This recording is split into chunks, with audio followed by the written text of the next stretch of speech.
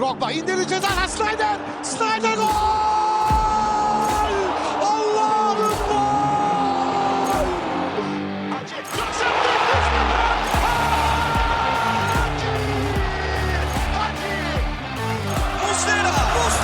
Muslera!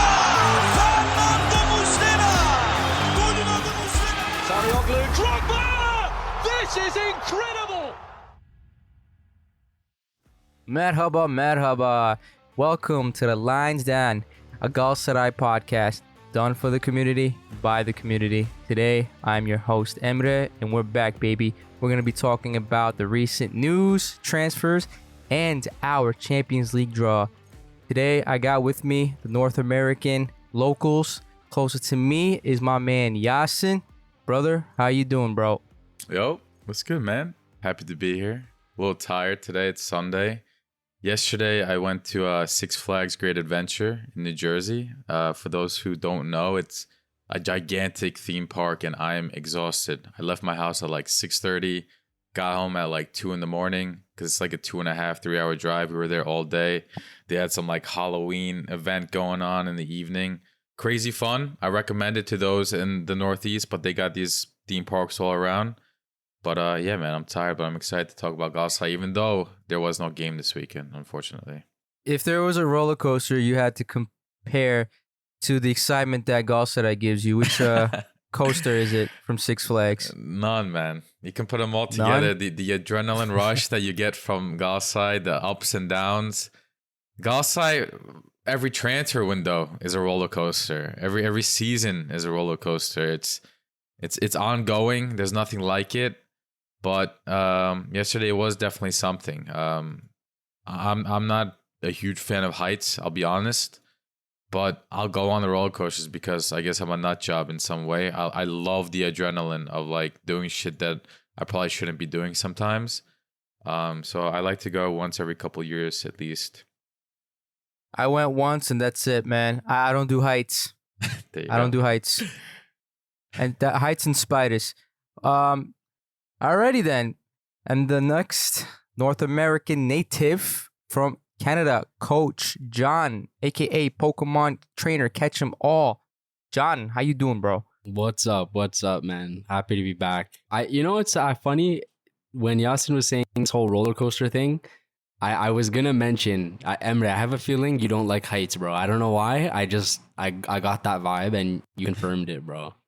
So what gave it away? I don't know, bro. I just got that vibes, but we don't have that over here. We have something called Canada's Wonderland, which is like there's some pretty serious rides there, bro. Like it's nothing to mess around with. But even me, I don't mind the heights, but I'm a little cautious, you know.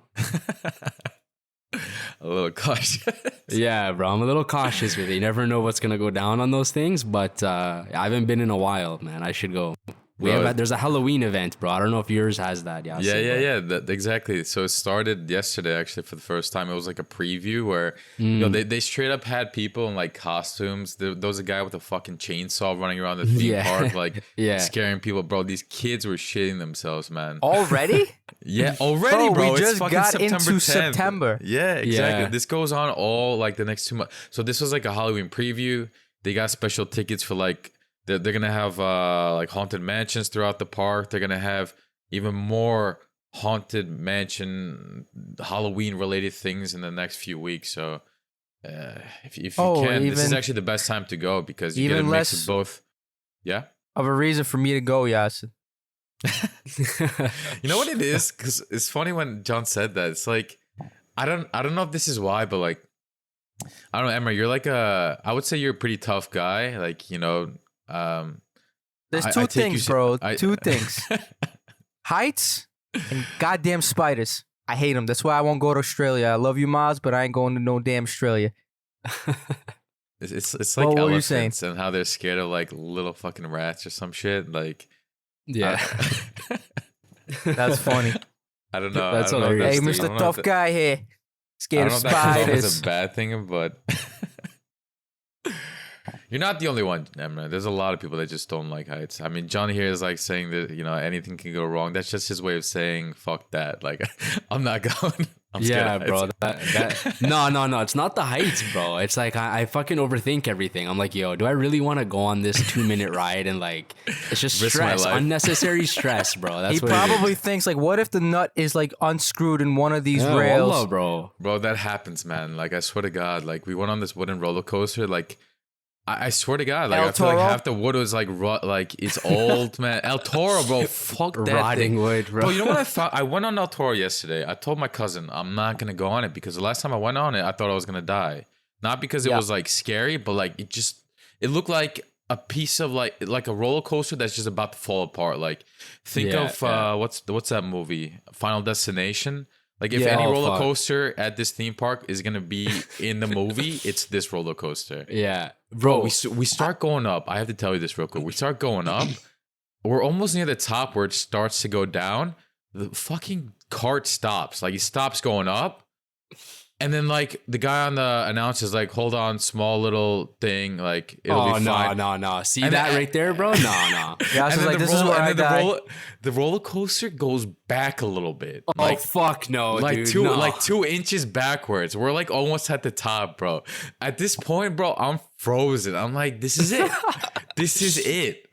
And then I've seen This guy's probably refreshing Galatasaray Twitter one last time, bro. Like, bro, you know what's crazy about this roller coaster? They don't even allow cell phones onto it. Like, certain rides, Okay. you can bring like cell phones and wallets in your pockets as long as it's zipped up and stuff. Certain roller coasters are so wild, they don't even allow anything that might like fly out. Like, even if it's zipped up, they just don't allow it. Like, nothing. You know there's why? the red flag right there. That's bro. a red flag. You know why though? Fuck. Because El Toro is probably the most, dude. There, you don't even have seatbelts. It's just one bar that you hold on to for dear life while you're moving and swerving, bro. You could literally fly off that coaster if you're not holding onto that bar. It's Bro, ridiculous. it's not just that one. There's a lot that I went on yesterday where I swear to God, I thought I was flying out. And like, my ass would come off the seat a couple times. Like, I'm floating in the air like multiple times on some of these rides. It's insane. Like, just the thought of potentially that strap that's holding you on malfunctioning, opening up, you're gone, bro. You're flying. Like, it's game over at that point. And there's psychos that put their arms up. I ain't letting go of any of those bars, bro. They're there for a reason. Dude, like, Emre, if that bar opens up, do you think you're gonna hold on to that? Like, For dear life. Yeah. No, you're losing that grip immediately, like instantaneously, bro. Bro, you guys last thing on these fucking roller coasters, but you guys just unlocked a memory. So, okay, I'm already cautious as it is, right, in North America. So when I went to Turkey a few years ago, bro, I went to this amusement park, but it's like one of those low key ones. It was in Ankara. I can't remember what it was called. Oh boy. There was a ride. It's like, I don't know if you guys know that like pirate ship that like swings back Yeah, and forth yeah, and yeah, it yeah, goes yeah. up Oh, really hell high, no. right? Bro, I went on. I couldn't believe my eyes, bro. Like, even right now, I feel like puking just saying this story, bro. The fucking guy puts like that one bar in that like keeps you down, like no seatbelt, like just like you guys said, right? I asked them how long is the ride. He's like, the guy's like, Valla belki 5-10-15 dakika bilmiyorum, and starts the ride. I'm like, what the fuck do you mean, bro? You don't even know how long the ride's going for? I swear to God, bro, this ride was going for minimum 15 minutes. I felt like I was gonna fucking puke. That's Usually the insane. rides are like 3, 4, 5 minutes, whatever, right? I know. Yeah, bro. Turkey? Nah, forget it. That's a death wish, bro. So it's funny you say that. The cousin that I went on the rides with, he's never been to a giant theme park like this. He's like, dude, I would never go on these roller coasters in Turkey because I just don't trust them. And they're Yeah, 100%. like we're in America. He's like, I trust it for the most part. There's no way that I would go on even like a tenth of this roller coaster in Turkey because I just know that there's a high chance of like something going wrong. Oh, absolutely, bro. You look Yeah, at dude. from everything, from buildings to down to the like football stadiums and their pitch. I would never trust anything structure-wise in Turkey, man. Yeah, I recommend it if you guys want an adrenaline rush. Go to a theme park, but probably better to play it safe and just sit home or do something else. Yeah, Agreed. just go parachuting. All right, since we got into the topic of Turkey, let's get back on track and talk about Galatasaray. So, we had some recent things happen. We have some last-minute transfers that met the deadline for the UEFA list, and we got our UEFA Champions League group draw and our schedule. So before we get into that, let's talk about our new transfers. Well, if you guys know, you know. Ndombele from Tottenham Hotspur. He joins us on a 1-year deal. His salary is about 3.1 mil. And we have a option to buy Ndombele for 15 million euros that we can pay in 5 installments, which ain't bad. And our second transfer is also from Tottenham Hotspur. We have Davinson Sanchez, who we bought for 9.5 million euros on a 3.2 million yearly salary. And he's with us for 4 years plus 1 year extension. Yeah, so that's our 2 new transfers. Thank goodness, though, I gotta say, because I don't know if many people are aware, the night before these transfers happened, there was a little bit of a, I wouldn't say scandal, but a huge incident that went on. The guys, the team, Erden and Okan Hoca, came together and wanted to transfer some guy named Vecino out of Italy from Lazio. You know, the Lazio that stole Kamada from me. And then they also got another transfer that we were going for, Guendouzi. And they wanted to offload this Vecino guy who's supposedly like their 3rd or 4th option for center midfield. But after a really, really huge backlash on Twitter, we don't want Vecino hashtag opened up. And what was it like? Midnight for Turkey, and there was 250,000 tweets that went out. It was kind of insane. Boys, are you content with this transfer that happened, going from Vecino to Ndombele? Yeah, I'm sure John can say nothing different, right? Like, you have Vecino, however you say his name, a guy that's 32 years old, worth 4.5 million on transfer market for what it's worth. And instead, you get Ndombele, 26 years old, for free on loan. You can buy him for 15 mil if you want. And he's a tank. He has Premier League experience. He has Serie A experience in the Italian league. He was at Napoli. The French league not that long ago. John, I mean, I feel like this is an easy question, right? Yeah, I mean, you know what I never understood about this? Even weeks and weeks before this Vecino, or we call him Vagino, whatever his name is, weeks and weeks before his name was ever mentioned, you had Ndombele's name being thrown around left, right, and center for so long. So it's like, if we were flirting with him for so long and, entertaining the idea of that transfer, I don't understand why we're wasting our time, with these lower quality transfers for an older player who's a worse player, who's an expensive player.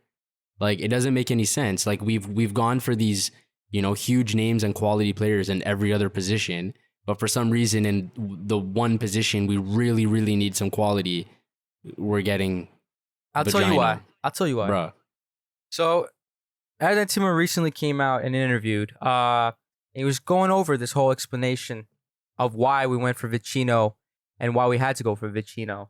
As I was saying, I said it previously and time again, I think we gambled a little too much. We took too many risks and it blew up in our face. And then we had to resort to Vecino because what Erden Timur essentially said was, look, we couldn't spend money because of the FFP rules. We needed to get our budget opened up and we needed to wait after our money from UEFA entered our bank accounts. And he said in the meantime, we were dealing with Amrabat. Yes, Sofian Amrabat from Fiorentina. Basically, what he said was they had an agreement. He was basically a Galatasaray player until last second, United came in and swooped him up. So, and unfortunately, with that out of the way, we had to resort to Vecino. See, I don't think people would have complained too much about Vecino as much as they did before if he had came way, way earlier, like 2 months ago, right? But since he came literally last day, almost last second, people got extremely upset. And we had no other options at the moment. And I don't know, maybe because the reason we didn't go for Ndombele because he's a wild card. He can be very good, but he can be very bad. It's usually said that he doesn't really have that, like he's not like average. He doesn't have those average games at most times, right? He'll either be bad or really good. And so, also with his injury profile, he doesn't get injured often, but they probably thought that he wasn't the perfect candidate at the time. But then seeing all the backlash from Vecino, they had to go for him. Or they just didn't get the right deal and happened to get the right deal at the last second with Tottenham. We don't know exactly what happened behind the scenes. Mm-hmm. Yeah, and see, that's what I find interesting what you just said, because you have Ziyech, no problem, a guy who's we know is good but hasn't been good, just like you said with Ndombele, who also came injured, no problem, we'll take the transfer. Zaha, the same exact thing, no problem, we'll take that transfer. Like we've done it several times in the transfer window, but when we really, really, really need a midfielder, it's like, nah, we're like, I don't know, it's just weird. It's just, I don't know if we just don't have the pieces, like the complete picture here. It's just a very strange We thing. didn't have money. That's what I'm saying. I Then guess, Timur I said guess. we didn't have the money to put down on a quality transfer, and that's why most of our transfers are free transfers. You have Zaha, like you said, Ndombele, Tete, Ziyech. They're all free transfers. That's why they're banking on these free transfers so much, because they didn't have that budget for transferring. Well, I gotta say, you gotta make those budgets yourself. You see other teams, they make sales. We can't make sales. We've been just making loan deals. And again, another risky area for us, because we're betting a little too big. Yeah, I don't blame him. I agree. I don't blame him, but this is like some areas you need to take safe bets. Like there's safe bets and there's super risky bets. And like for me, midfield is the most important piece to a team. If your midfield is not complete, it's GG's for me. We've seen this, bro. Back when we were 13th place, our midfield was atrocious. Every team came and bulldozed their way to a victory against us. The only way we won it was against teams that opened up and let us play. You had Kerem just doing most of the work there, but the midfield wasn't doing anything at the time. So I don't know. They played a little too much, but hopefully we can make something out of what we got going on so far. But yeah, no, Yasin, do you think we took too much risk? Because I know you were telling me like, Emre, we need to wait and trust the process. Are you happy with the process? I think given our budget, our ability, I think what we did was pretty damn good. I think certain areas could have been better. We could have, to your point, bring in maybe a more guaranteed midfielder.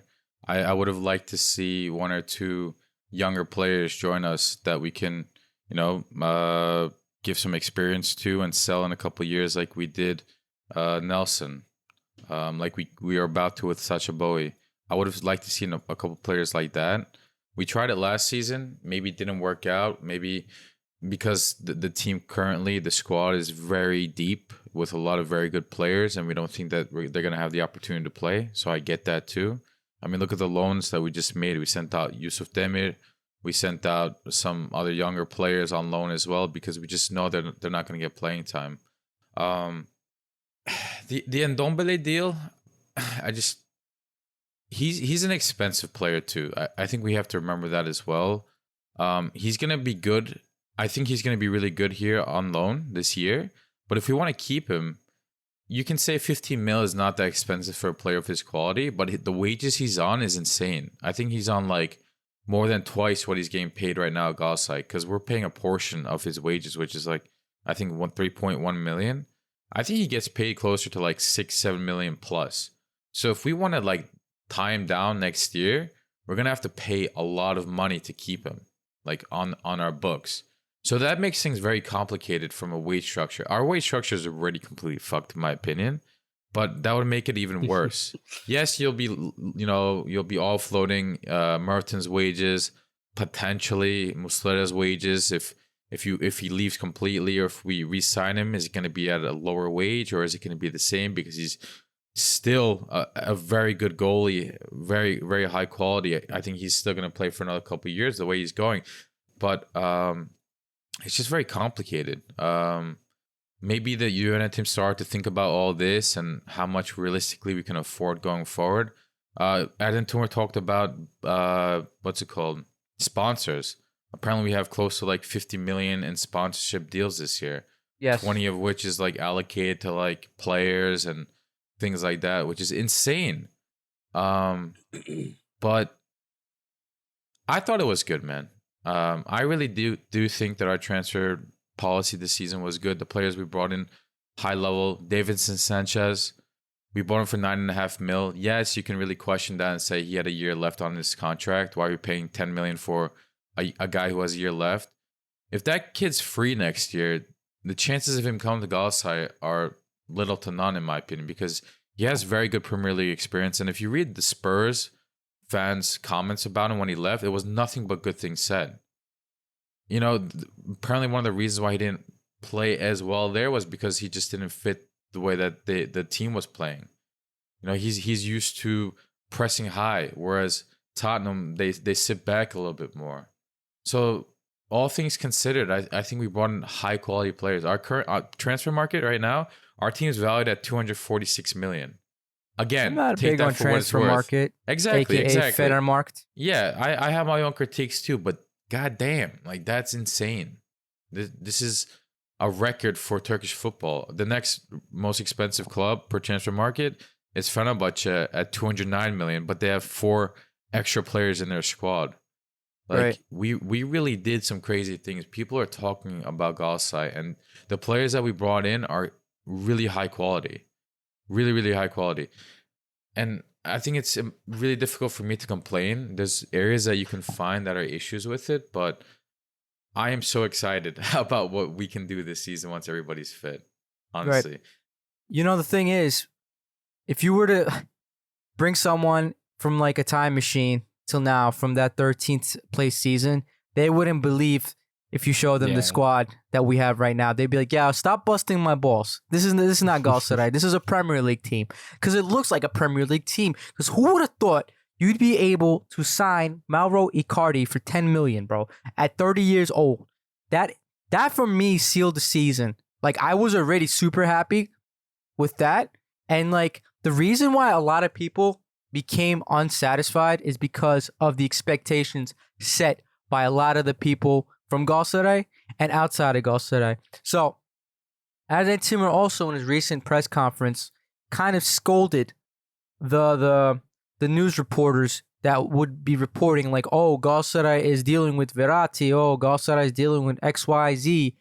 Galatasaray was about to sign a deal with XYZ, but prefer to wait on the other guy, right? So they just kept anting up on these transfers, and you were expecting like a Mauro Icardi in every single position on the squad, and that's why you had all these like backlashes and such. Like I said, if Vecino came earlier on in the season, no one would have really cared that much. He's from Serie A, Lazio. It's not like a team to like take off for granted.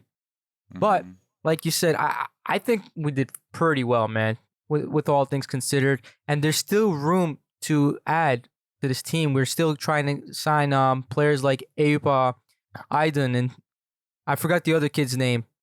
You guys remind me. Good fuse or something like that. Yes, yes. So some Dortmund. exactly. So these kids, we're trying to reinforce with more young prospects too. So there you go. If we can get that done. But yeah. So, you think this is enough for the league with how Fenerbahce have reinforced their squad? I think I do think it's enough. I think it's interesting to see how things are gonna work with the foreign limit. Like, I don't know. I mean, I can think of 2 scenarios. I think for the league, I think Kerem and Abdul Kerim play, of course, like 95% of the matches, and then do we have Kerem Demirbay or Kazımcan play? Or in some games, do we bench Kerem maybe? Do we have Kazımcan, Abdul Kerim, and then Kerem Demirbay, and then use Tete and Zaha? Like, there's some interesting combinations. I think the only thing... See, I was going to say the only thing I can give Fener, which I can't even really give them. Like, they have Cengiz, which is, in my opinion, is an extremely overrated player and transfer. They have Ferdi, which is good. That's a good quality starter. So I was going to give them that they have better Turks, which is kind of arguable in my opinion. Like, I don't really know if that's true or not. But that's the only thing. Like, we have so many big names now, and we're gonna have to. I'm curious to see how Okan is gonna sort of play around with that, depending on our opponents. And I would like to see Kazımcan involved a little more though, because I think he can be useful. So, but to answer your question, I think we're gonna win the league. I think it's more than enough to win. I can't see anyone really competing with us, if I'm being honest. Maybe with Champions League or European football, that might cause some issues. I think we're gonna be focused a little more on that. But let's see what happens. In terms of the squad on paper, I think this should be, I don't want to say an easy year, but the quality's there. I'll just say that. We did lose a little bit of quality this year. I don't know if you would consider it a loss of quality. We did also lose Frederick Micho. He went to Pendikspor for 3 million euros as well. Forgot to mention that. So our midfield is right now consisting of Ndombele, Mertens, Sergio Oliveira, Lucas Torreira, and Kerem Demirbay. So you guys know I'm not a big fan of Sergio Oliveira. Mertens is already, 37, 38. And then you have Kerem Demirbay. Okay, Kerem Demirbay is not great defensively, but he is good attack-wise. But I feel like we did need someone a little bit more defensive because Ndombele is not as defensive. And I can see why the Hoja wanted a player like Amrabat and had to resort to a player like Vecino. I think the Hoja might have to play a whole different type of system this time around. A lot of people are asking for a 3 at the back system. I don't think that'll happen because Volkan has never really played with 3 in the back. I think he tried it once and it just blew up in his face. And he's like, nah, I'm good. And I think 4-3-3 is going to be the main focus this season, where he's going to have Ndombele up at front and he's going to try to have Kerem and Torreira sit back and defend a little bit. Yasin, do you think we're going to be going for something like this? Because I'm sure the Hoja wanted a little bit of a different profile other than Ndombele, but Ndombele is what he got. Yeah, I mean, I'm actually more curious about what John has to say since he has a little bit more expertise and knowledge in the formations and systems and things like that. But I will say that I agree. I think, I really wanted to see a better improvement in our CDM role in terms of backup. We lost Micho, like you said. Ndombele, he's a tank, but is he really going to be a workhorse defensively? God forbid, we have to play without Torreira a couple games or so. That's very questionable. Berkan, who a player he's not even a CDM. He's an 8, has been forced to play that role last season, and he did a decent job for the most part, which I respect highly. And we lost him too. It was grimy what happened to him, man. Like, sometimes our fans can be amazing, but sometimes it can be terrible when it comes to these things. It's like, all right, the guy is not the best player in the world, but you need him. You needed him. He was there when you needed him. He doesn't get injured. He doesn't complain when he's benched. He doesn't complain when he's getting, booed all the time. But there is a moment, or there's a point where you say enough is enough, and then you end up having to let him go to Genoa for a comedic value, right? All our transfers are basically loans with options to buy. It's not even forced buys. We need to chill, man. We're driving away players that we need. Who's next? Is it gonna be Kerem Aktürkoğlu? Is it gonna be Kerem Demirbay? Because we already drove away Berkan and Yunus. Even though I'm not a big fan of Yunus, I still think he could have been important to this team. Yeah, I think our fans are spoiled. I get it. We are the top club in Turkey. We always expect the best, and your Yönetim just brought in Ziyech. They just brought in Zaha. They kept Icardi. Like, this is insane stuff that we're doing. And a lot of the transfer window, to your point earlier, we're rumored with some insane names for the midfield. And that's great. That deserves an applause. If we're actually communicating with Amrabat and his agent and all these other big names, that is putting Galatasaray's name on the map, not just in social media and between us Turkish fans, but also agents, Fabrizio, all these club managers, board owners, football club owners. Like, what's his name at Tottenham? That bald dude that is apparently a bitch to work with because he's such a tough ass. like Levy, whatever his name is. Oh yeah. They're getting exposed to Galatasaray during this process. They're growing respect for Galatasaray during this process. That deserves an applause. But what fans are not thinking about a lot of the time, there are fans who think about it, obviously, but I think a lot of fans have this fault of not thinking about behind the scenes. You know, Okan Hoca has to manage this team. He needs to make everybody happy.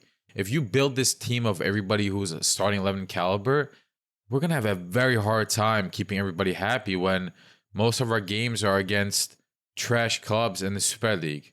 Like, it's tough. There's only so many European games to go around. There's only so many big games in the league to go around. Of course, once the end of the season comes, every game is a big game. But it's just tough to make everybody happy. Certain players are very good in the locker room. They create a good environment. They don't complain when they're on the bench. They give it their all the time. They love this club, like Berkan Kutlu, Yunus Akün, the two names you just mentioned. One of them is from our academy. The other one grew up a Galatasaray fan. They're Turkish players that provide good depth to this team when needed. So it's tricky. I understand why they left. Maybe they also left because they wanted more minutes themselves. Even though they're Galatasaray fans, they still want to play. I heard that Berkan Kutlu, he wanted to play more often, and I can't blame the kid either. He has quality. He can play in a lot of Serie A teams on his day. So I can see them wanting to leave as well. But not to get too far from the topic, I do want to hear what John thinks about, how we might play next season, because just rewinding a bit back this season, a lot of people are already mentioning three at the back. I myself mentioned, I shared in the group chat a 3-4-3 formation saying, I get why this won't work, but it is the most interesting looking lineup on a pitch that you can put of our best footballers. I just want to know what John thinks about this too. I get it, it's tough, John, and I get it that we haven't done it in the past, but is it really out of question for us to try here and there? I don't know. Yeah, so I have a lot of thoughts about this. So first of all, in regards to the three back formation, so I do agree that when you list our team out in some of these formations, whether it's 3-4-3, 3-5-2, whatever it may be, I think it looks like amazing. Like I think that if we could play it and get away with it, I would love that. I think it would be amazing to watch. I think it would be beautiful. The problem I have with it is that it's very difficult to bring your team together, and say, okay, guys, this has been our play style for how long? This is what we've done in training. This is what we've done for the last season, this season as well. Now we're going to play this different style, this different system, and we have to learn this from the beginning. And not only learn it from the beginning, but it's difficult. It's difficult to play these type of formations. Like, one thing that's so difficult about it is the transition. When you're playing 3-back systems, if you're transitioning going forward, and especially transitioning defensively, if it's not spot on, you're just gonna get ripped up. Like, it's literally that simple. You're just gonna get so ripped up. So I have no problem with it. If Okan Buruk wants to implement the system and he understands we're probably gonna have some shaky results, but in a year from now or however long it's gonna take, we'll be fluent in this play style, then fine. All the power to you. Go ahead. I'll support you. Go ahead. But I just think it's going to take too long, and it's just too much of an ask, I think. It's just my opinion. Like, I can't see us switching and then it's just like a light switch, or maybe not a light switch, but maybe 2 or 3 weeks and bang, we're smashing teams. And like, I can't see it. It's hard for me to imagine that. Like, for example, John, it takes a long time to implement a 3 at the back system. Like, people are saying, oh, look, Erling Mo destroyed you with Molde playing 3 at the back. Yes, they have a lot of experience playing that system. That guy's been there for I don't know how long, molding that system into those kids' minds. That's why they play it so well. Mm-hmm. So it's not going to be the same if Okan does it. Absolutely. It's very difficult. It's really, really difficult to... We're not talking about playing 4-2-3-1 and then, okay, guys, you know what? We have a Champions League game. We're going to play 4-3-3 and this is why. We're going to do this, and it's so different. the way that your team has the ball and the way their shape is in possession, defending, it's so different. So it's really like at this point in the season has started already. I think we're 10 days away from our first Champions League game. It's really difficult to say this is what we're going to be doing now. You know, your expectations before are no longer your expectations. Like that's not what it is now. These are your expectations now. You need to do this when we're attacking. You need to do this when we're defending. It's a big thing, in my opinion. I think it's just going to take too long, and it's time that we don't have. You know, we brought in all these players. We spent all this money on wages and all this. We need results now. You know, that's why these players were brought in. So also, dude, Ocon is already on a tight leash, a thin line. He's walking a thin line. Yes. Even though he has accomplished an insane amount, he's walking a thin. I understand why people might not be happy. I really do, because the football it's not eye candy to most people. I get it, but the results are there. There are times when he's not going to have good games. I get that. I concede all of that, and we should be doing a lot better at this point of the league. But the guy's getting results. I can't complain about a coach that's winning. Like I trust Ocon enough to know that these are temporary, and in due time he will set up something. Because I've said this, a year before? What was it? When he first came, I said, guys, Ocon always starts like shit. Always. Every team he's been to, slow start. But then as the season ramps up, I don't know, it's like I feel like every season he has like a little bit of a different plan that he wants to implement. Because, well, if you did well season prior, everyone knows your tactics now. You got to kind of switch it up. Pep Guardiola does the same thing. Who would have thought he would have started playing 3 at the back with John Stones being a makeshift midfielder? No one. But that's Pep Guardiola. So I'm not saying Ocon is Pep Guardiola. Don't like take me out of context here. But I'm saying a lot of coaches would want to, implement a little slight variation to their tactics. Maybe that's why he has these slow starts. And I have another point that I just thought of as well, because you're mentioning, they might want to implement something that's similar or has some type of resemblance to what they were doing before, or maintains, certain ideas of their play style, right? And there's been a lot of people, I think Yasin brought it up a minute ago as well. There's been a lot of people talking about 4-3-3, right? 4-3-3. That's personally one of my favorite formations and systems to play. But the thing is, so one of the things I love the most about 4-3-3, like playing traditionally, is the two wingers that you have. They usually, when your team is in possession, they're usually really wide and high up the pitch, and your goal is to try to isolate them with the fullback, right? Get your winger in a one-on-one with the fullback, right? That's what I love about 4-3-3. You try to force that on the other team. But is Okan Buruk do that? Because he loves playing these wingers so narrow, and he loves playing them so centrally. That's what Kerem does. Like when we have the ball, Kerem is almost never on the wing. It's always the fullback that's there, right? So I don't know if he's going to do that or not, because it's clear since he's been here, he's been like the opposite of Dominic Torrent, who wanted his players very wide. Right. Okan Buruk is playing these wingers very narrow. So is he going to do that? I don't know. But that's one thing that came to mind. And, I'm hearing this 4-3-3 talk. I would love to see it. Who wouldn't love seeing Zaha in a one-on-one with these fullbacks? Like, it would, you might see that with Zaha. But Kerem is not that great on one-on-ones.Maybe that's why he hasn't played like this makeshift midfielder. Yeah, possibly. Yeah. So, I don't know. But that's my thoughts towards 4-3-3. Like, I think it could be really good. I really like this system, but is he going to do it just purely based on that? I have no idea. I don't know. We'll have to see, 4-3-3 system is basically like, what is it, like deviated from Dutch culture, like Dutch football? That's where it's mostly utilized, 4-3-3 system. I don't know, maybe. Yeah, I don't know.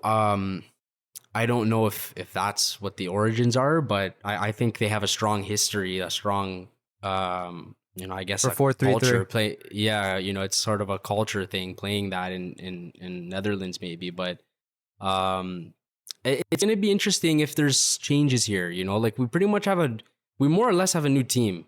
We have so many new players, so I really don't know, man. Is he gonna keep the same system and just try to improve on it, or I'm hoping he doesn't do something drastically different, like we mentioned with the 3-back. I really hate scared. the 3 at the back system. I used to love it way back in the day when Chelsea had Conte. I was like, yo, we need to try this. But then you had Tudor come in, and then you just see the people that tried 3 at the back system just diminish constantly. Yeah, and you want a coach where that's his system. Right. I don't want Okan. That's not your system. If we're gonna do that, I want a coach where that's his system. He knows it inside and out. He's gonna stick to that no matter what. That's his bread and butter. Yeah, like that's what he's gonna do. Name me 5 coaches that utilize 3 at the back system off the top of your head. Yeah, there's not many. I think when you were supporting, who was it again? Brighton. Graham Potter. Yeah. Yeah, him. I thought he was fantastic. Like he was. It was incredible. So But if you're gonna bring a guy like that knows the system inside and out, and that's what he's gonna do. You hire this guy as your manager. Right. That's what he's gonna do. And right? let me just tell you that when he went to Brighton, he had an immense amount of time to implement that system. But then when he went to Chelsea, he didn't play a 3 at the back system because you're not going to implement that overnight. And he just couldn't get results and he got kicked. I think he was prematurely kicked, but people will disagree. I think he's a great coach. I can't wait to see what he does next. But like you said, like it takes time, bro. You want a coach that does that. Like he knows that system in and out. Yeah. That's what I mean exactly. Yeah. Sorry, Yasin. I'm not to burst your bubble, bro. No, I get it. I agree with almost everything you guys are saying, basically. It's just, it gets you excited, man. Like, you think, what if? You see it on paper, and it's like, God damn. One thing that I really did agree with you guys is, I don't know if I necessarily agreed, but just made me think, the players on hand have a big deal to do with whether a system can work or not either. I get it. The coach has to understand the system in and out completely. But at the same time, if the players on hand can complement a certain system and make it the transition quicker and easier than otherwise, then why not try it? Like, I get it. Kerem, he doesn't really work on that wing too well. Like, Rashica hogs the wing. He stays wide. Kerem doesn't, and he can't beat players either as easily. Whereas Zaha can. I think Tete can as well. He has that Brazilian flair. He can beat players. We've already seen it in the very few minutes we've seen. And guys, correct me if I'm wrong, but I think before Tete came, there were stats and analysis where they were saying he's a very similar player to Rashica, where he can get back, he stays wide, he is what we call Rashica a true winger. If that's actually true, then you can have Zaha and Tete on your wings, and you can play Ziyech in the middle, so where you can distribute the ball. Sometimes if you need to, you can play Ziyech on the wing. I can't speak too much on this because I didn't really watch him much at Chelsea. I didn't know how well he played on the wing, if he really stayed wide or not. Because he's a lefty playing on the right wing, so he can only play, so far on the right side, before he starts going inside as an inverted winger. So I'm not sure how possible that is, but again, things get complicated because then you have Angelino. Can we utilize him as on that left side a little bit sometimes, where we can play Abdulkarim? Because we're gonna have 3 at the back, it's gonna give Angelino more space and ability to go up. Then you can utilize him better for his strength. So there's one benefit to that. Sasha Bowie is not the best attacker, but then you'll have a really solid right side. Davidson Sanchez is pacey. I heard the feedback that I got from Spurs fans is he's really good at that right side of a 3 at the back. He can even play right back sometimes because he has a pace to go up and down. And if you have Nelson in the middle, that sounds like a very solid defense. The midfield gets a bit tricky, but it's a Turkish league. I don't think it's you need the most disciplined and well-oiled machine to run a certain system, in my opinion. In Champions League, in Europe, that's a different story. Then you'll really get exposed if you're not really on your game with a certain system. But I think in the that's Turkish what we're league, saying, though. Yeah, I agree with that. Like, you can't constantly switch systems. Then you're gonna have like moments, lapse of like focus and stuff, and then you're just gonna end up getting exposed, like John said. And let's also not forget, Okan needs to win these players too. He doesn't have a perfectly gelled team to, immediately switch into another system. These guys, bro, we're going to run out of Floria water with the amount of players that need Floria water at this point. Right? Because you look, Tete, you have Zaha, Ziyech, Ndombele, Davinson to a degree, right? You need to win these guys over first. Last year it was just Icardi and Torreira, and he was able to do that, which I don't think he gets enough props for winning these players over. I think Okan has a really good player coach, connection, but again, he has his work cut out for him. If we have nothing else to add to that, I want to talk about our Champions League draw. I want to get your guys' opinions on it. You guys have nothing else to add? Take us away. All right. So, after our Molde victory, our Champions League draw came out to this. So, we were in Group A along with Pot 1 winner, or I should say the guy that came out of Pot 1, Bayern Munich. I mean, I'm like, damn. I had a feeling we were going to get into that pot. But anyway, Summit was actually the one that predicted that pot. But yeah, from Pot 2, Man United came through. Pot 3, it was Copenhagen. And then, of course, Pot 4, we came in. And that's our group. So our first game in the Champions League is going to be against Copenhagen on the 20th of September. What do you guys think about this group, considering the other groups? Yasin, go ahead, bro. I'm going to have a lot to say, I think. Go ahead. Oh, boy. Yeah, it's not easy for sure. But I think the team that pulled from Pot 3 was a solid one. Like, Copenhagen is obviously no joke, but it's a team that we can beat if we are focused and on our game. That's a very good start to any Champions League group. If you have a good argument to finish third, that is immediately a great start for any Turkish team. Given our budgets, given everything, if we can finish third minimum, awesome. Now, when it comes to the conversation of second place, it's a little bit tougher in this group. You have Bayern Munich, obviously, who's probably most likely guaranteed first place. And then Manchester United. Manchester United is maybe not having the best season, maybe not the same Manchester United from the Ferguson era, but they are still a massive club with very good players. But I think once our team gets established, once we figure out who's playing where, everybody's close to or near perfect form, everything is gelled, Okan Buruk knows who's going to play where, I see no reason why we can't beat a team like Manchester United at home, minimum.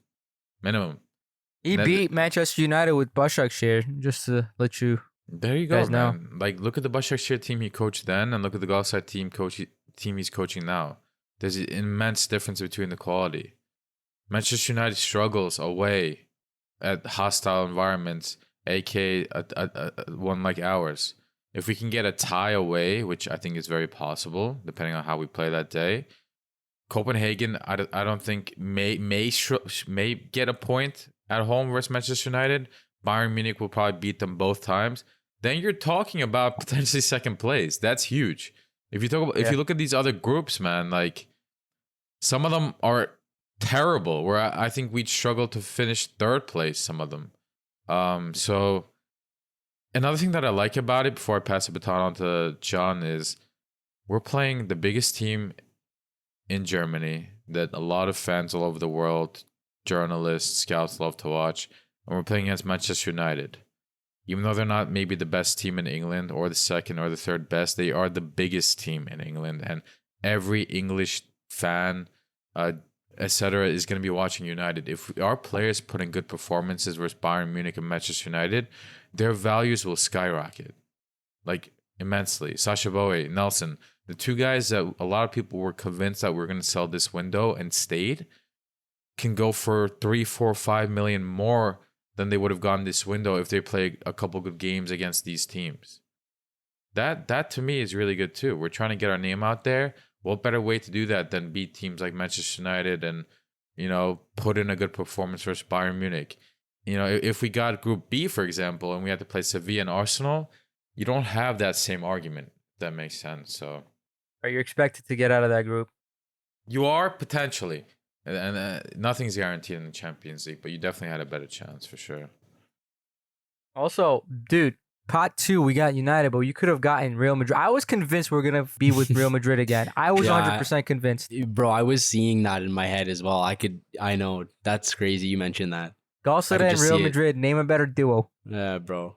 Galatasaray Yeah. also, this is the 17th time Galatasaray has attended the Champions League. That is more than most teams that are in the Champions League right now. And that's more than all Turkish teams combined. Well, all Turkish teams being the top 4. So that's impressive. That's Galatasaray. This is where we belong, and hopefully this is where we stay. John, what are you thinking about this draw so far? So I mean, I largely agree with Yasin. Like, of course. I mean, you know, you have Bayern Munich. That's very difficult. That is very, very difficult. You know, they're a giant. They have a great team. You know, they don't have any.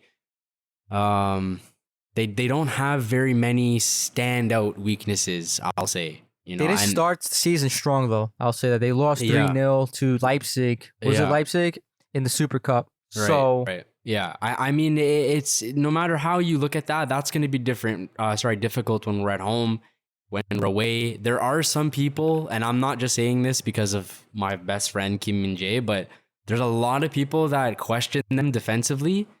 I still think they're okay defensively. You know, just because of that loss, they opened the season in Super Cup. They've looked pretty good aside from that. So that's going to be very difficult. If we can manage to get a result in either tie, the home or away tie, it would be massive, of course.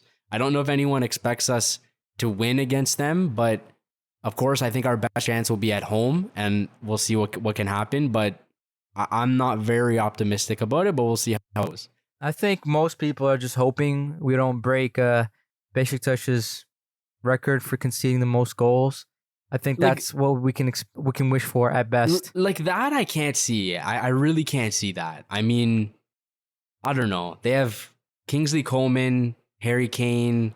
I think Thomas Muller still plays. Kimmich, Goretzka, Sane. Like I don't think they have. They're good. They're a good team. I don't think they can put 7 or 8 past us. But Do you think the Harry Kane curse will carry over to you, Bayern? to be honest with you, I asked. I think it was on the last podcast episode where I asked you. I think Emre. I said, "Is Harry Kane better than Icardi?" I think I asked you that, right? Or am I just imagining things? No, I think you asked me if I would rather have Icardi or Haaland. I think that's what you guys asked me. Yeah. No, I swear, I thought it was Harry Kane. Anyways. Or Harry Kane, it could be. I think Summit asked that question, and then Oh, did Emre he? was like, and then Emre was like, "Oh, tough question." Yeah. Anyways, Well, like for Haaland, I would no. For if it was Harry Kane and Icardi, I'm taking Icardi, man. see, yeah, this is what I'm saying. Oh yeah, Holland, I don't think I would ask that question, but Oh, yeah. Harry Kane, bro, like we have Mauro Icardi. Like Harry Kane is good. Don't get me wrong. He's a good player, but he's one of the GOATs. yeah, He just happened to play at Tottenham. Yeah, I mean we have Icardi as well. So, anyways, they're a good team. It's gonna be hard to beat them. But when we get down to Manchester United, I think like the initial reaction when this group was drawn, it's like most people just assumed we were gonna be 3rd or 4th. Some people were saying last as well.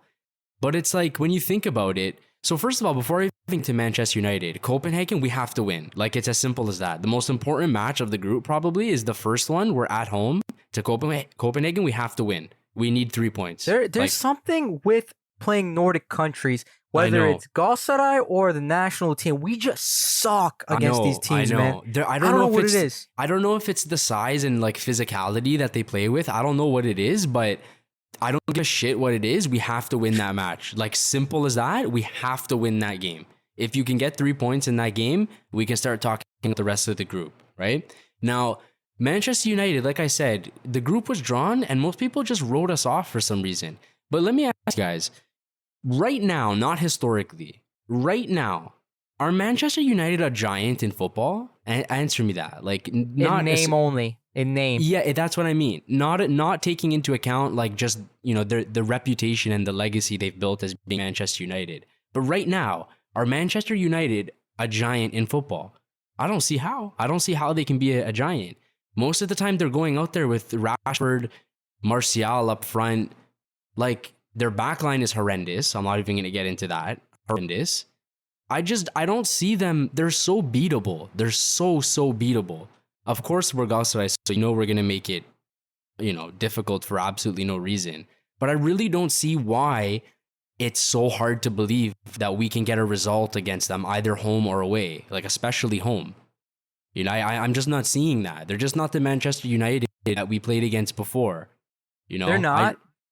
I agree with you. They're not the same Manchester United. They're run terribly right now. Mm-hmm. But that doesn't change the fact that they're still a Premier League team. Premier League is just 10 times more intense and fast-paced compared to Turkey, man.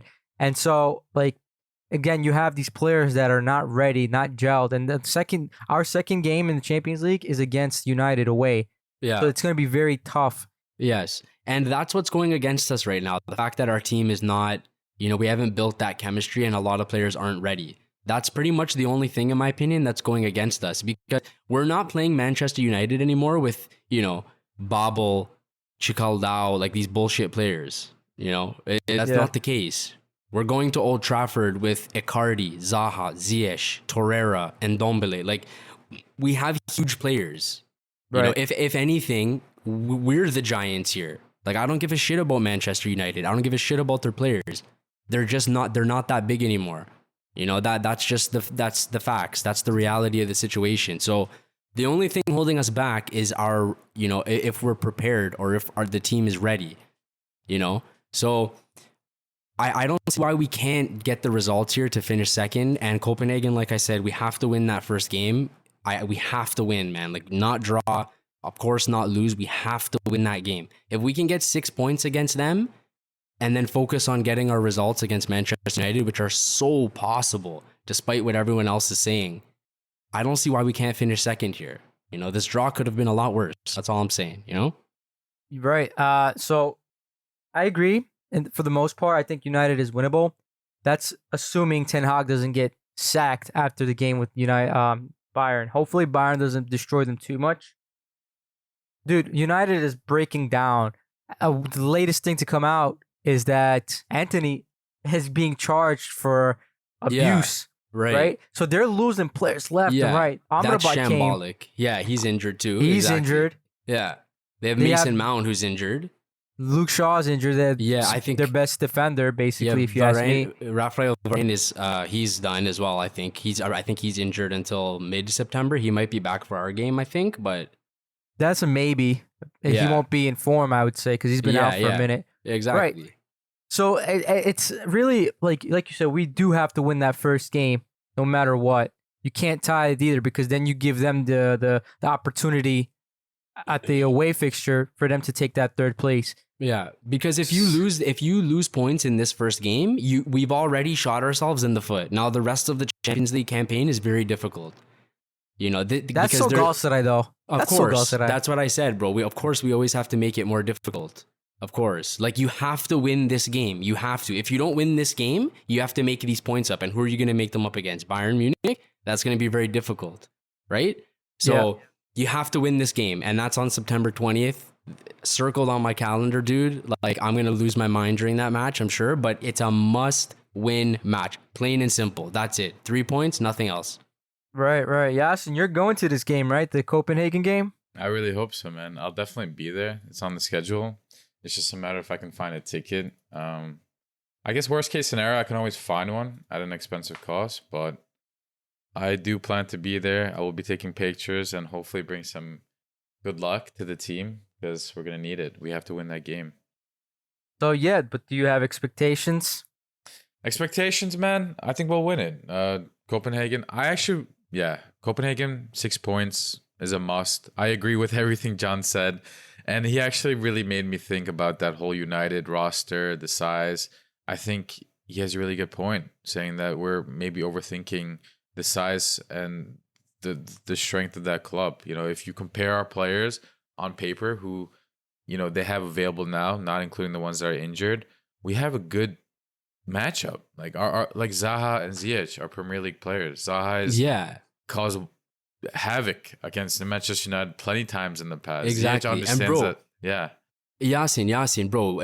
See what you're saying right now? That's everyone's thing is. Hold on a second here. They're from the Premier League, right? Zaha, Premier League player. Ziyech, Premier League player. Torreira, Premier League player. And Ndombele, Premier League player. Like, bro, we're basically a Premier League team ourselves. You know exactly what you're saying here, bro. It's funny you say this because I went on social media and I see a lot of videos and memes where people are more, Manchester United in particular, are more afraid of us than we are of them at this moment. Did you see that like 2 or 3 minute video? Just a compilation of people reacting to them drawing Yes. us in the group. They're like, oh no, please not us, please not us. Yeah, bro. As soon as our name is drawn, they're like, oh, fuck me. We have to go to Turkey now. Like, you know? Because they don't have a lot of good memories coming to Turkey, Yeah. that's why. Yeah, bro. We're kind of their kryptonite. But yeah, the first game, Copenhagen. Here's my expectations. I've watched and I did a little bit of analysis, something of analysis myself. Analyst. Dude, Copenhagen, we shouldn't take them lightly, but we shouldn't be too afraid of them. Hopefully these words don't come back to bite me in the ass.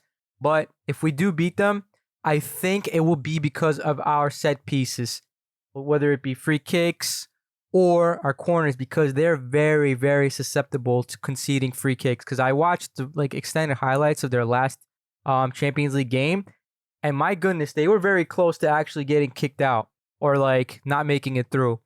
So they did come through on a thin line, just like we did against Molde.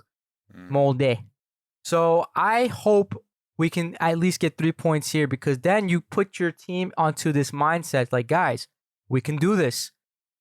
It's better to start off with a win than a loss. A lot of people I saw in the media saying like, oh, we should get Bayern first, and then so we can get that out of the way, lose and just get that out of the way.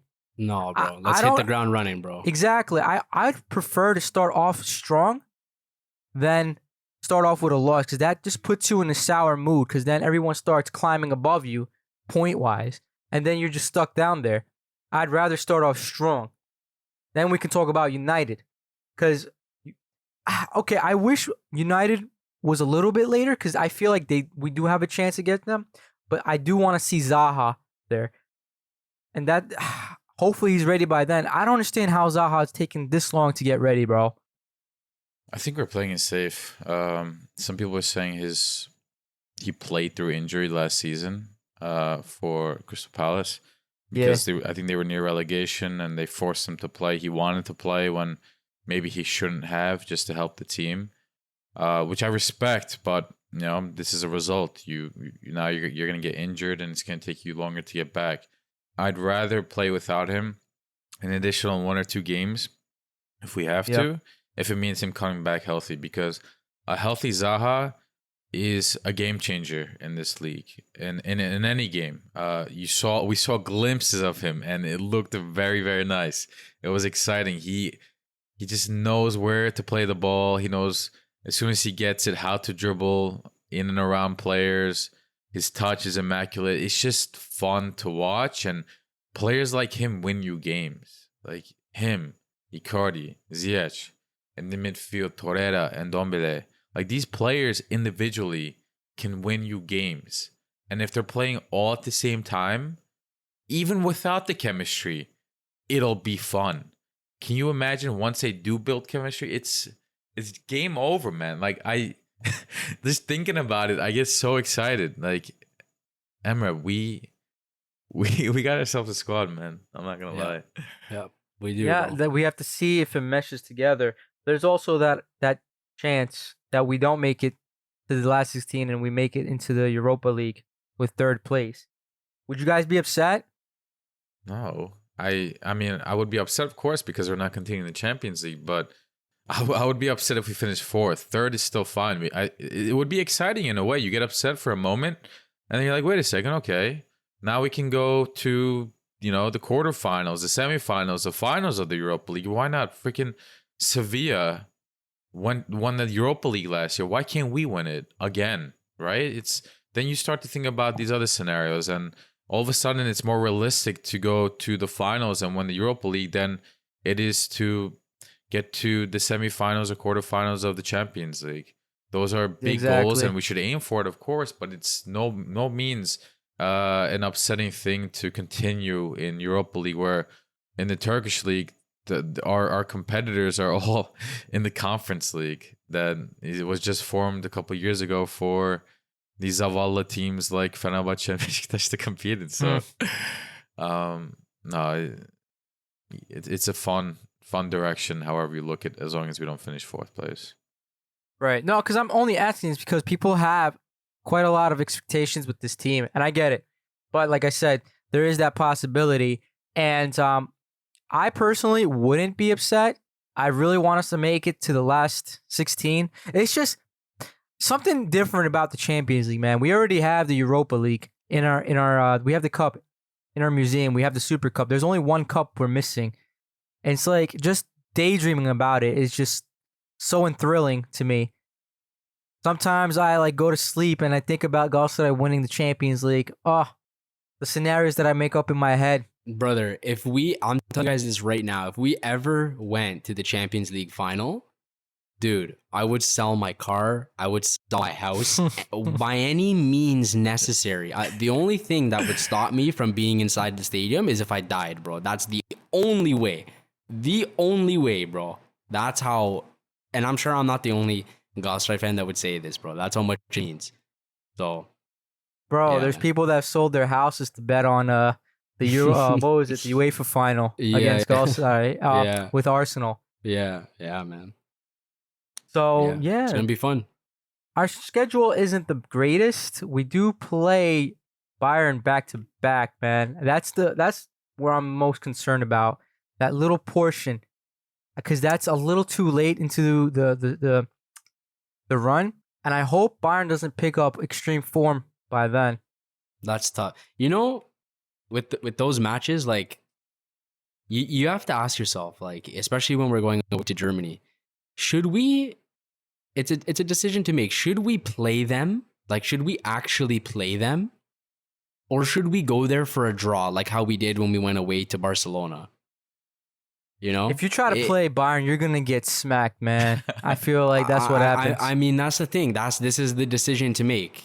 You know, are we, because you know, that's what we did in Barcelona. We clearly went to Barcelona for a draw, made it out with the draw. Then we came to Turkey and we tried to play them. We were almost successful. So you have to decide, is that what you want to do? I mean, you're playing them back to back. That's really hard. That's really tough. So I think the first one is at home. It is, yes. October 24th. Yeah, the first one's at home. So how do you want to navigate that? Do you want to try to play them? You know, worst case scenario, if you lose, you got to go in the next game and you got to try to get a draw. You know, so we got to try to sit back and try to counter them and play that type of game, right? Mm-hmm. So it's hard. I don't know. It's difficult to navigate, you know, or do you just want to say, F you guys, we're playing you guys both times? It's I don't know. It's difficult. What would you guys do? What would you say? I would try to play them at home while you have the home advantage with the home squad. The fans going off every time in their ear.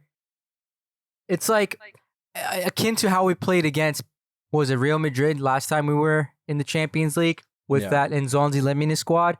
If Andone could have just finished his goddamn chances. Oh man. And we were pressing like maniacs. Yeah. So we might have some opportunities to play our game, but it won't be in long stretches. I think we'll play it intermittently. Mm-hmm. But the away game, we're definitely not going to play our game, bro. We're going to be sitting back, parking that bus straight across like a six in the back type system. I don't know what Okan's going to do. Like that away game, I would use all three of our center backs. I'd probably play a 5 back in that game. I would go, like, me as a coach, I would go there for a draw. I would go to Germany for a draw. Like a 5-4-1. Some type of system where, you know, you're going to try to build this stubborn block and see if they can get through it. You know, it's like, I know a lot of, like, Turkish people are just so prideful, bro. Like, there's so many people that want to say, no, we're Galatasaray. We'll go to the moon and play you if we have. Doesn't matter who you are. No, it's a little excessive, bro. This is not the reality. It's not the reality, bro. Like, even me, I wish I want to say that, but it's not the reality. So I would play them at home. Like, I would play a cautious game at home And when we go away, I'm going away to get my 1 point and I'm coming back home, bro. Because if you can take 1 point from them away, massive, bro. Massive result. You know, assuming you can collect your points from Copenhagen, etc., right? I don't know. Yo, That's how I would do it. If we get a point from them at home, Tuchel might get sacked before we even go back to that away game, bro. Just saying. Yeah. Yeah, it's possible. United might be scared, but Bayern are like, nah, we got this. They're like a tank running over every car they see. Yeah. And these guys have no chill, man. They're not like City. They're not like Pep Guardiola where, they'll score 4 and then he'll start subbing out 5 people and take the game. No, these guys will score. I don't know which team it was, but they score like 20-something goals on them. I'm like, goddamn, all right, bro, we get it. But in the preseason, right? It was like Preseason. 27-0 or something, bro. Yeah, something like that. Yeah. They beat Barcelona 8-2, bro. Barca. No chill.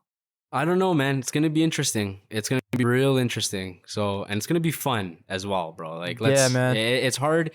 Sometimes you forget to like enjoy these moments of our club playing at the top level, bro. Like at the peak of football, Sometimes we forget and get so stressed out, and it's going to be fun as well. Let's enjoy ourselves here. So, see what happens, bro.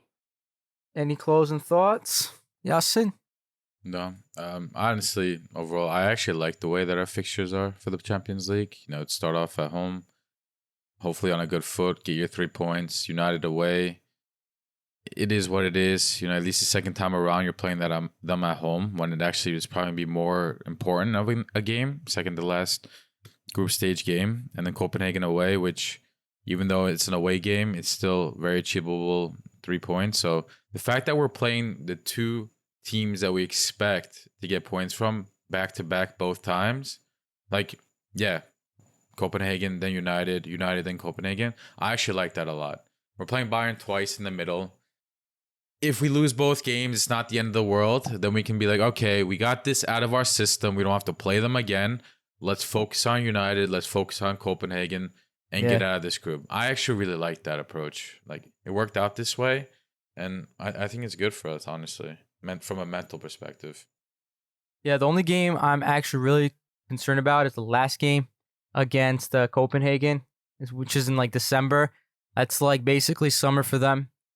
Yeah, I wish that was at home, bro. I wish that because so many times it always comes down to that last group stage match. I wish we're playing that at home. Yeah. But that's a little tricky. I do too, but it's December. By then, barring any new injuries, a lot of our players should be in form and much better conditioning. And if that's the case, it shouldn't matter away or home for Copenhagen, like when we play them. Do you know what I mean? Like if we started against Copenhagen next week away with all these players injured, that's tough. Like, we can seriously lose points there. Like, at this time, even because beginning of the season, we just talked about it. Also, it's not the best early in the season. I'd rather play away when we're actually good against a beatable team. You know what I mean? Like, I get it's important, but definitely better than the other way around. True. I guess that makes sense. Yeah, man. You guys want to give predictions before we go, or for Samsung? I don't do predictions. Completely forgot about Samsung, bro. Goddamn. Yeah, you guys go ahead. Yeah, that's next Saturday on the 16th. We're playing at home. Do you want to give predictions, Yasin? I can go first if you want. Go for it. So I think we're gonna win. There's one thing that worries me though. I can't remember what the term is called now, but there's a term in gambling where, so if you have a team, let's say, that has lost the last 5 or 6 games, right? That team is due for a win, bro. Like, eventually they're gonna win or get some type of result, right? So it's like if a team, like, let's say Samsung lost 10 games in a row and they're playing against Galatasaray, like, the rule would be to be careful with that match. Don't bet for Samsung to lose because they might win. And chances are the one time you bet, they're going to win, right?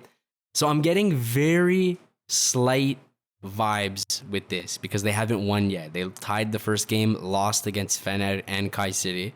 But despite those slight vibes, I think we're going to beat them 2-0. Well, 2-0. before Yasin gives his prediction, Gaziantep lost every single game as well leading up to our game, and we still beat them. Right. So Yeah. I'm just saying, bro. I when I see these things, yeah, I get you. as an ex-gambler, bro, you know, that's how my brain works. Yeah, I'm not concerned, man. Like, if I'm gonna be completely honest, we're playing at home. I think Zaha is rumored to make an appearance again this game, Yeah. even for a little bit. Correct me if I'm wrong, but we don't have any injuries apart from what we've already had before, like nothing new. Kerem got a knock in the Milli Takım game, but he played the rest of the game, so I think he's fine. Abdul Kerem was on Milli Takım break. He didn't play, and he's out of the squad now, so he's not injured. We'll be fine, man. Like, it's Samsunspor. They're coming from the first league, and you know, if they were to have made an impact as new Super League joiners, I would have expected it by now, and they haven't really done that. And we're playing in Istanbul in front of a full fan base. You know, stadium's gonna be full. Yeah. We'll win it. Everybody's like just dying to play again. We had the Milli Takım break. A lot of the guys didn't go on their international breaks, like Torreira, Muslera. Like, they're just looking forward to this game. Same thing with Icardi. So I say at least 3-0 win. We might score. Beautiful. more. 3-0 win. At least. Beautiful. All right. Well, with that said, time to wrap up. We brought a lot of news to you today, a lot of talk. The upcoming months can be Okan Buruk's magnum opus, a chance to create a lot of buzz in Europe in his name. Hopefully, we can make some great appearances and we can come bring you guys a really hype, session of episodes. And with that said, it's been episode 65 of The Lions Den. Hit us up on Twitter at The Lions Den GS with questions. If you want an invite to our Discord, we can also send that to you as well. And thank you for being here and listening to us. Take care and peace out.